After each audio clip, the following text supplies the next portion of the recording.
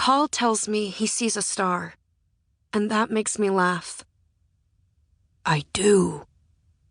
His voice is serious, his mouth against my ear. I tip my head up.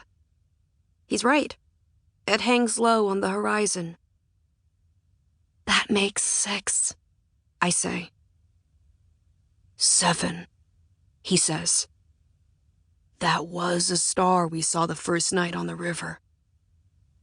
It wasn't. We've been arguing about this for weeks, ever since we left the outpost behind and boarded the dredge to go upriver. He laughs softly before he starts kissing me again. Up on the deck, it's easier to hear past the sounds made by our hungry metal ship, but it's still impossible to completely ignore the constant throb and grate of the dredge as it moves along the river in search of gold, taking in rocks and stones, grinding them out.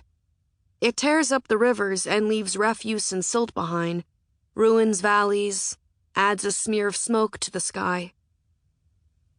All of this because the Admiral has a taste for gold, I say. I have a taste for you, Call tells me. I laugh because it's such a stupid thing to say, even though it's true, and I feel him smile. It makes no sense, I say. What good is all this gold? We all know that the Admiral wants to help the outpost thrive. He thinks that getting more gold can help us do that, but I'm not entirely sure why. We've mined enough to last us for a while, and there's not really anyone to trade with anymore. We need so many other things. Cleaner air, more water, better medicine, ways to rehabilitate the land. All gold does is gild the time until we die. Who cares? Call says. If the Admiral didn't want it, we'd never get to be out here. Call says things like this, but I've seen the expression on his face as he looks back at the devastation we leave behind. Churned up riverbed, life choked to death so we can raise the gold. Even though it shivers me to think of the ruin we're causing, I may as well count the stars while I can. Already, in 2 weeks out on the river, I've seen more than most people back at the outpost will in a lifetime. It was a good idea to come here, Call whispers. Admit it. A good idea, I say, teasing. A good idea for us to spend our days in the belly of a noisy old ship loud enough to make us deaf.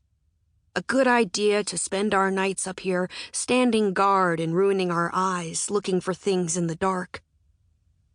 A very good idea, he says. Call had overheard some of the machinists in the scrapyard where we work, talking about the dredge voyages. It's not an ideal posting, the machinist told Call. It's dangerous, and you have to leave the outpost. To Call, those sounded like promises instead of drawbacks. It's the only way you're going to see the world, Poe, he said to me. The only way you're going to shake the dust of the outpost from your feet. And we both knew that signing on to the dredge was a way for us to be together, without settling down and having babies and working all day every day in the same places, doing the same things.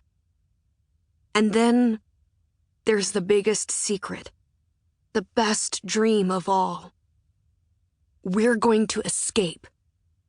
At the turnaround point, we're going to leave, run, be free.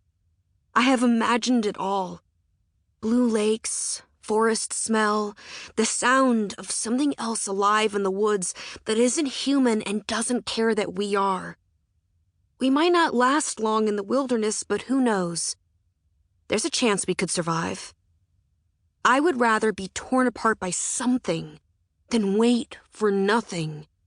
And it doesn't do any good to worry about what might happen later. Instead, I think about now.